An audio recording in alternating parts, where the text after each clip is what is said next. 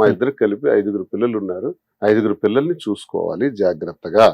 వాళ్ళకి ఏ లోటు లేకుండా గౌరవంగా చూసుకోవాలి, గర్వంగా వాళ్ళు బ్రతికేటట్టు ఏర్పాట్లు చేయాలన్నది ఫస్ట్ డెసిషన్.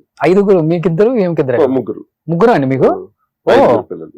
ఏం చేస్తున్నారు ఇప్పుడు? చిన్న పిల్లలు చదువుతున్నారు. ఒక అబ్బాయి, ముగ్గురు అమ్మాయిలు. ముగ్గురు అమ్మాయిలు. ఓ సూపర్. మీకు 2 అమ్మాయిలు. నాకు 2 పిల్లలు. మీ ఇద్దరు కలిపి 5 అమ్మాయిలు. 2 డాక్టర్స్. వారసుడి కోసం ఏమైనా ట్రై చేస్తున్నారా? ముందు మనకున్న 5 పిల్లల్ని అగ్రస్థానంలో పెట్టాలి, బాగా చూసుకోవాలి. ఇది మా డెసిషన్. 2 ప్రజా పిల్లల బాధ్యతలు మటుకు మీరు పక్క. 2 ప్రజా జీవితం.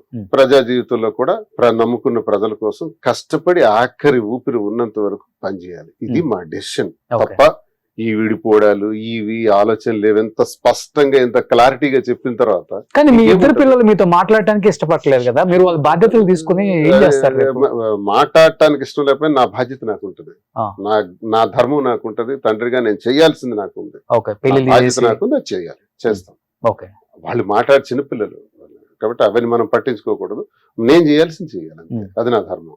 అది తండ్రిగా నా ధర్మం మేము చేస్తాం, తండ్రిగా తల్లిగా చేయాల్సినవి ఉన్నాయి, తప్పకుండా చేస్తాం. ప్రజాజీవితం ఇది మేము పెట్టుకున్నామండి.